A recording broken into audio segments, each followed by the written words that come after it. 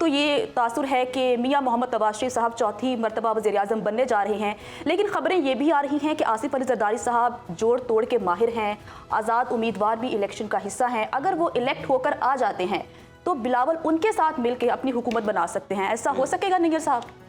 आज़ाद उम्मीदवार की भी दो इकसाम हैं। अच्छा जो रवायती आज़ाद उम्मीदवार हैं उनकी जीत का तनासब पिछले इंतखाबात में बतदरीज कम होता जा रहा है।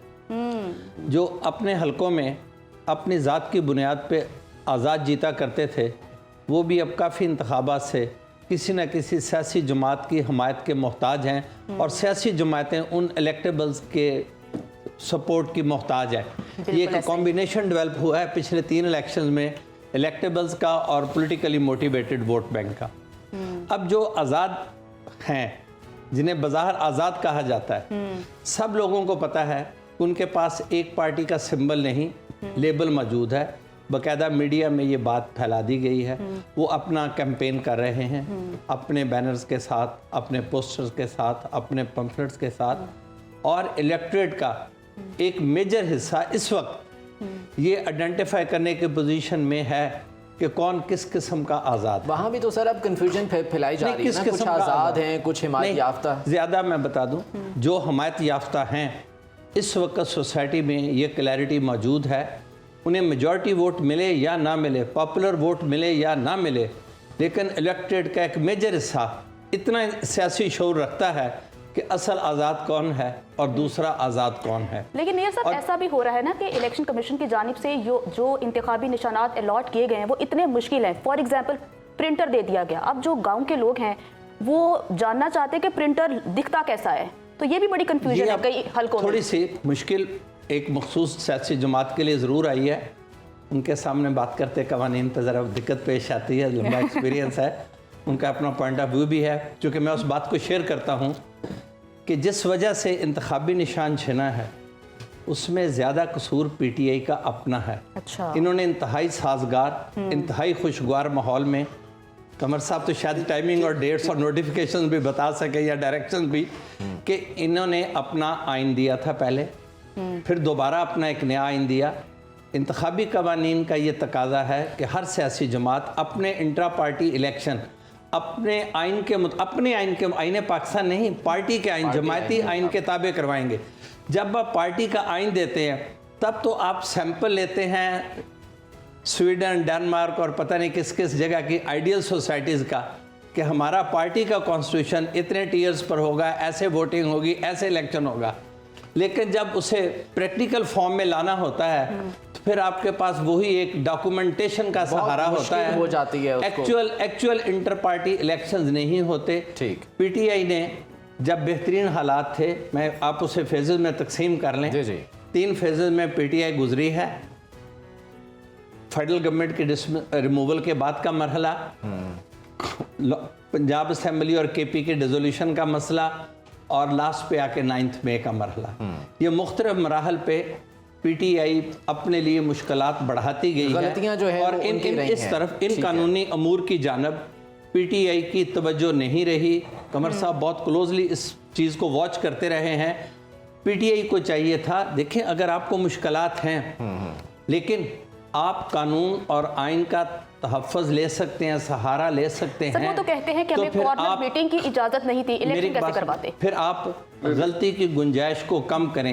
एडवर्सेरियल पॉलिटिक्स हो रही है, डोंट इनवाइट क्रिटिसिज्म। नाजिर जब आप साहब को भी क्रिटिसिज्म जरा इनवाइट करेंगे गुफ्तगू करते तो हैं। आप उसमें पिस के रह जाएंगे। ये क्रिटिसिज्म PTI ने खुद इनवाइट किया है और एक रूम मुहैया कर दिया जिससे ये आज इनके सारे कैंडिडेट बिखर गए। 2018 में बिलावल भुट्टो जरदारी ने लियारी से कंटेस्ट किया और वो भुट्टो का हल्का समझा जाता है, और वहाँ पर बेनज़ीर भुट्टो ने भी, जुल्फ़िकार अली भुट्टो साबिक सदर, वहाँ पर कंटेस्ट किया, जीते।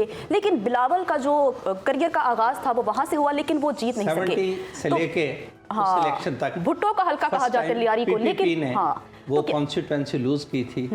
और अब भी मैं समझता हूँ, मैं पहले भी प्रोग्राम में कह चुका हूँ कि पीपल्स पार्टी ने एक बहुत बड़ी पर्सनालिटी को जन्म दिया है, आसफा भुट्टो को।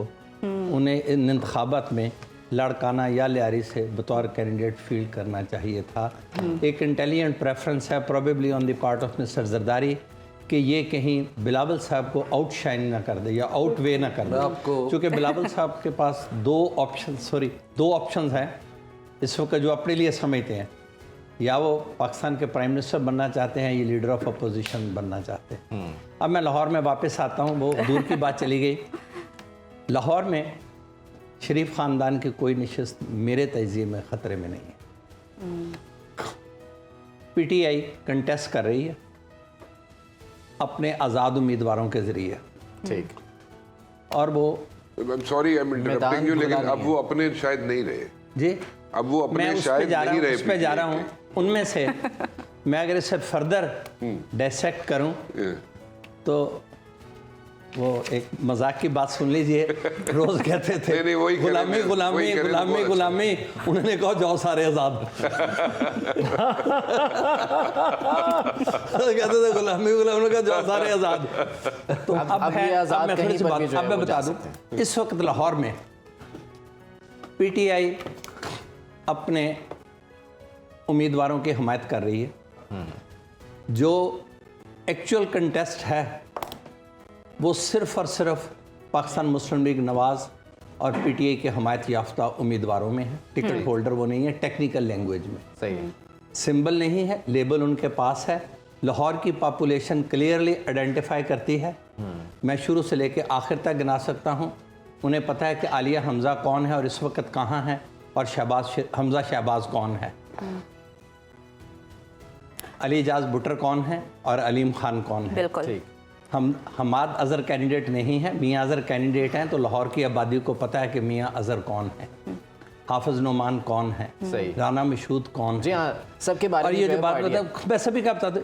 और ये जो उन्होंने कहा है ना कि नहीं है, कुछ लोग ऐसे भी लाहौर में अकामोडेट किए हैं। पाकिस्तान मुस्लिम लीग नवाज ने सीट एडजस्टमेंट के नाम पे 2 कौमी सीटें रिस्क में डाली, ओन चौधरी की और अलीम खान वाली। वो मलिक रियाज की 3 बार जीती हुई सीट थी शादरा वाली, जो अलीम खान साहब के लिए छोड़ी गई, दे दी गई है, ठीक है। और ये ओन चौधरी वाली भी नाजिर साहब खतरे में डाली गई एक में बात। और ये जो 2 दिए गए हैं कैंडिडेट्स, इन्हें पीटीआई का वोटर बिल्कुल इनकी तरफ जाएगा, लेकिन ये कभी पीटीआई के थे नहीं।